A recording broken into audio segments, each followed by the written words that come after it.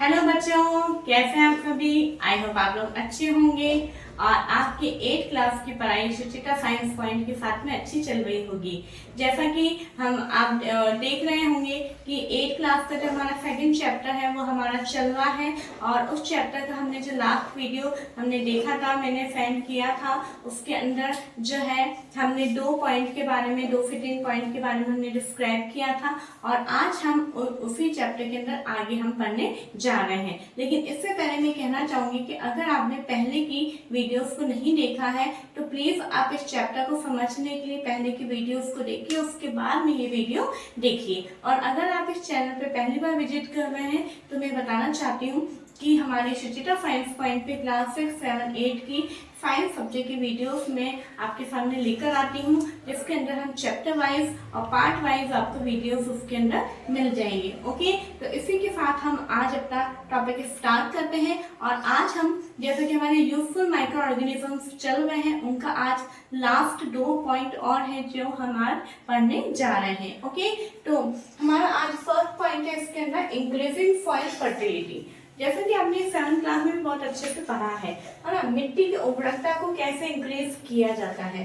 तो some bacteria, कुछ bacteria जैसे कि राइजोबियम, अभी आपकी बुक में नहीं लिखा होता लेकिन मैंने लिखा है, कुछ बैक्टीरिया जैसे कि rhizobium are able to fix nitrogen from the atmosphere to enrich soil with nitrogen and increase its fertility।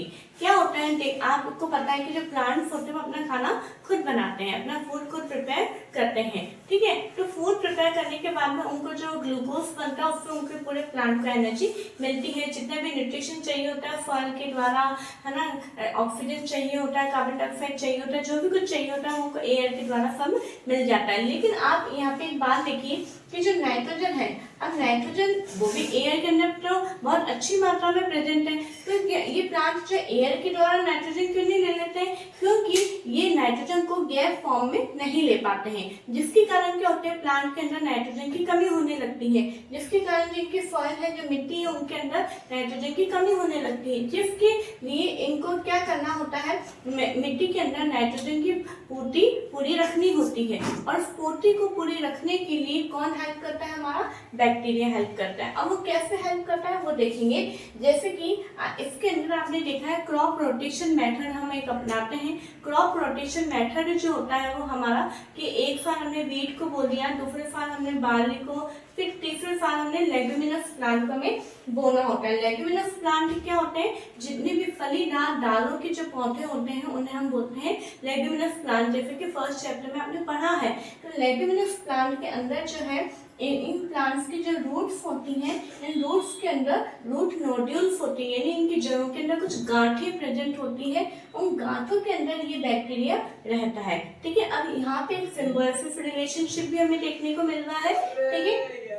तो ये जो सिम्बायोसिस रिलेशनशिप हो रहा है उसके अंदर ये जो बैक्टीरिया को तो शेल्टर चाहिए, ठीक है, बैक्टीरिया इनके अंदर रहता है, शेल्टर लेता है, लेकिन इसके एवज में बैक्टीरिया क्या करता है, ये जो एटमॉस्फेयर की जो नाइट्रोजन है, इस नाइट्रोजन को नाइट्रोजन के कंपाउंड्स में कन्वर्ट कर देता है, फॉर एग्जांपल नाइट्रेट, और कंपाउंड को कन्वर्ट करके उससे ये मिट्टी के अंदर मिक्स हो जाता है। फिर जब हम पानी देते हैं, पानी के अंदर ये मिट्टी में जितने भी न्यूट्रिएंट्स होते हैं प्लस नाइट्रेट कंपाउंड, वो ये रूट जो है, रूट्स इनको एब्जॉर्ब कर लेते हैं, और एब्जॉर्ब करने के बाद में क्या होता है, उस पूरे प्लांट को हमारे को नाइट्रोजन मिल जाता है। इस तरीके से ये माइक्रो ऑर्गेनिज्म जो है सॉइल फर्टिलिटी को इंक्रीज करने में भी हमारी हेल्प करती है।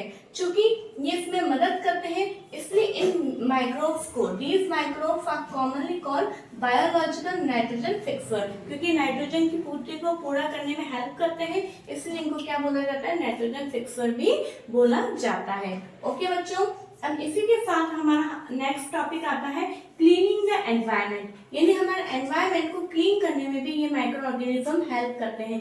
कैसे करते हैं वो देखिए। We see large amount of dead organic matter in the form of decaying plants and sometimes dead animals on the ground. कई बार हमने देखा है कि बहुत सारे डिकेइंग प्लांट्स, यानी मरे हुए, सड़े गले प्लांट्स प्रोडक्ट है ना, और जितने भी मरे हुए जानवर हैं वो हम ग्राउंड के ऊपर पड़े हुए उनको देखा है ना। अब we find that they disappear after time, कुछ टाइम बाद हमें वो नजर नहीं आते हैं, गायब नजर आते हैं, because the microbes decompose that organic waste of plants and animals, converting them into simple substances। क्यों गायब हो जाते हैं? क्योंकि जो माइक्रोब्स होते हैं वो उनको डेड ऑर्गेनिक वेस्ट को डिकम्पोज करते हैं, डिकम्पोज करने के बाद में वो उनको सिंपल सबस्टेंस में कन्वर्ट कर देते हैं। ठीक है, सिंपल सबस्टेंस जो होते हैं ये सिंपल सबस्टेंस वापस प्लांट्स और एनिमल्स के द्वारा काम में आते हैं, जिन्हें हम क्या बोलते हैं? मैन्योर काम में बोलते हैं। मैन्योर के बारे में भी फर्स्ट चैप्टर में अपन ने बहुत अच्छे से पढ़ा है, वही यहाँ पे बात आ रही है। ठीक है, तो यहाँ पे हमने माइक्रो ऑर्गेनिजम्स के 2 यूज और देखे हैं और इसी के साथ में यूजफुल माइक्रो ऑर्गेनिजम्स का टॉपिक आज खत्म होता है। इसका पूरा चार्ट अपन ने बनाया है, अगर आपने नहीं बनाया तो प्लीज आप बना लीजिएगा, क्योंकि कभी कभार केवल यही पूछ लिया जाता है कि जो माइक्रो ऑर्गेनिजम्स है वो किन किन फील्ड में वो हमारे लिए यूजफुल होते हैं। तो प्लीज आप इनका चार्ट बना के आप इन्हें याद कर सकते हैं। ये इस तरीके से जो मैंने बनाया है, या अभी इस वाले टॉपिक में आपके बुक में नहीं दिया हुआ था, लेकिन मैंने फिर भी आपको समझाने के लिए, ताकि आपको याद आ जाए इस डायग्राम को देखते हुए कुछ कि कैसे नाइट्रोजन फिक्सर होता है इस तरह से, तो वो आपको समझ में आ जाए। ओके, तो बच्चों अगर प्लीज आपको ये वीडियो अच्छी लग रही है, आपको ऐसा लगता है कि हाँ बहुत इजी लैंग्वेज में हमें कंटेंट को समझाया जा रहा है, तो प्लीज आप इसे अपने ज्यादा से ज्यादा फ्रेंड्स के साथ शेयर करिए और लाइक करिए एंड सब्सक्राइब करिए। Okay, thank you.